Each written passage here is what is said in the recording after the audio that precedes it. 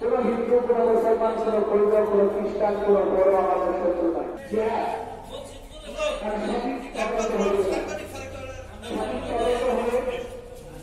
কালি ৰাতি যেটো হৈ গ'ল ইয়াত কালপানী বাজাৰত আমাৰ মুছলিম সমাজৰ যেটো মছজিদৰ যেটো কোৰাণ সেইটো চব জ্বলাই দিছে। মই নিজে চাইছোঁ আৰু সেইটো খুব দুৰ্ভাগ্যজনক। মুঠতে কোনোবা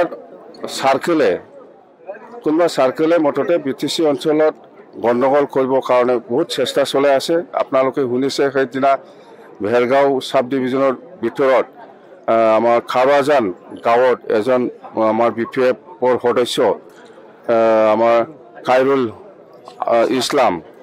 ইছলামক গুলিয়াই মাৰি দিছে। এইবিলাক কিবা চাৰ্কেল একটা চেষ্টা কৰি আছে। এটাই চাৰ্কেল হ'ব এইটো। আৰু যোৱাকালি ৰাতি ইয়াত যোনে কৰিছে ইও এটাই চাৰ্কেল। উদ্দেশ্যটো এইটোৱে, নিৰ্বাচন আহি আছে এপ্ৰিল মাহত, যাতে BTCক গণ্ডগোল কৰিব পাৰে। বড়ো বা আদিবাসীৰ লগত, বড়ো বা মুছলিমৰ লগত কেনেকৈ বা হয় গণ্ডগোল কৰিব পাৰে, তাৰ কাৰণে বহুত অহৰহৰ চেষ্টা চলাই আছে।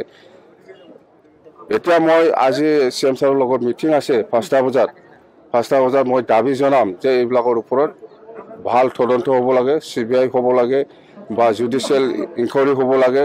সেইদিনা ভেৰগাঁৱৰ হোৱা ঘটনা আৰু আজি হোৱা ঘটনাৰ ওপৰত মুঠতে CBI তদন্ত হ'ব লাগে। এইটো পলিটিকেল ষড়যন্ত্ৰ, ৰাজনীতিৰ ষড়যন্ত্ৰ, সেইখিনি কথা।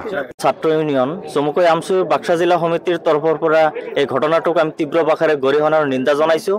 আৰু আমি জিলা প্ৰশাসনৰ ওচৰত আমি দাবী জনাইছোঁ 24 ঘণ্টাৰ ভিতৰত যাতে যোনে নহওক, হিন্দু মুছলমান যোনেই নহওক, দুষ্কৃতিকাৰীয়ে গতিকে দুষ্কৃতিকাৰীক অনতিপলমে গ্ৰেপ্তাৰ কৰি দৃষ্টান্তমূলক শাস্তি দিয়াৰ ব্যৱস্থা গ্ৰহণ কৰিব লাগে।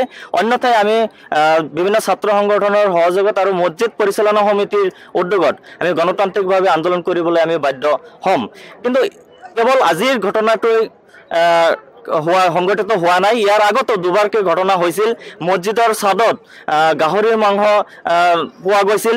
তাৰ পিছত ছেকেণ্ড টাইমত মছজিদৰ ভিতৰৰ পৰা কোৰাণ শ্বৰীফ আৰু অন্যান্য সা সামগ্ৰী টালি টোপোলা বান্ধি পেচাবখানাত পেলাই থৈ যোৱাৰ ঘটনাটো সংঘটিত হৈছিল।